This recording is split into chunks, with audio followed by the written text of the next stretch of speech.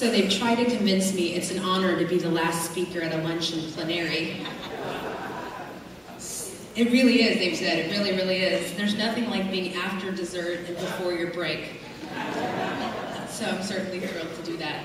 I have to tell you, I am a Jew here ready to make confession.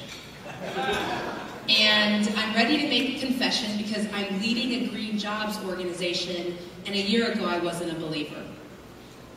When people told me, I had a good friend, Van, that ran Green for All, and I said, I think it's a little bit of a hustle. I don't know where those green jobs are. I came out of the labor movement, and I'd spent time, and I measured success by things you could see and touch. And what was hard for me in that moment about green jobs was I couldn't see or touch many of them. And I knew about the environmental movement, but I didn't think I was one of those people. And I had two reasons. One, I came out of the labor movement because I grew up poor. I was not one of the righteous people who just woke up and did things that were right. But in fact, what happened is I grew up with no money. And there's something that happens, from us, I describe our, ascension into wealth from going from free lunch to reduced lunch. And so I went from getting free lunch to paying 40 cents. And I know if you don't know what it feels like, I can't describe it. But there is a pride in paying 40 cents. And so I would stand in line, and when you had free lunch, you stood in a different line than if you paid to get lunch. So I always had to go in the fast forward line. But all of a sudden, when I paid, you got to stand in line with everyone else. And so I joined the labor movement because I knew what it felt like to pay 40 cents. And you can't not want to have other people feel that if you felt what it felt like.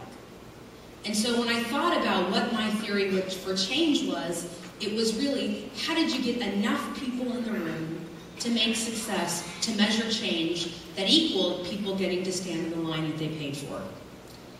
For me, when I thought about the environmental movement, I thought, that seems like something you kind of have to be able to afford. Right? Like if you're poor, you just try to figure out how to pay the mortgage. Because it seems like everything costs more to be an environmentalist. Like people drive hybrids, all that stuff. That's for rich people, right? And so we would talk about it. And then what I realized is I had been an environmentalist all along. I just didn't know it. I grew up in a small town called Sassoon that was next to a Shell refinery. And Sassoon City had a Shell, and I grew up with asthma. And I remember going to the doctor because I had asthma and allergies, and the doctor told my mom we should move to Arizona. Now, it's probably not much of a leap for you to guess that if we couldn't afford 40 cents for lunch, we weren't moving to Arizona. And so I stayed in Sassoon.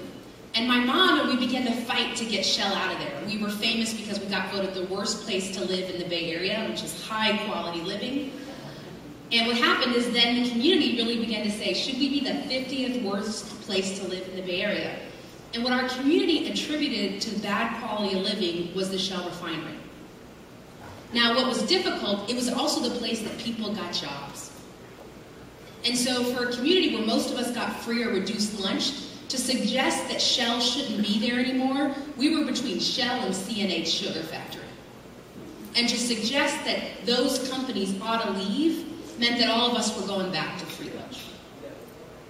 But what we recognized is that our parents realized they wanted a better future for us, and they fought Shell. Now, what I didn't realize is that made me an environmentalist. And the story of Green for All is recognizing that the fact that you fought Shell, even though it meant you might go back to free lunch, makes you an environmentalist. And Green for All is about recognizing that all of those people have a place. As we think about it, as someone who now is new to the environmental movement but always thought about it, there's 300,000 people a year dying directly because of the impacts of global warming. If for no other reason than we think it is atrocious that in this day and age we allow 300,000 people a year to die with something we can control, is a reason we all ought to pay attention. Now, I say that to you because as I thought about how to pay attention and what we should do, I still wasn't yet at Green for All. Because what I was at is, I think we really ought to pay attention, because it seems like I've been fighting on the Titanic about where I sit on the deck, but I'm not noticing that global warming is the fact that I'm on the Titanic. And I'm worried about where I'm sitting, how much we get paid, who's on the bottom, who's on the top, how does it work. And in fact, we needed to figure out what to do on the fact that we were in the Titanic.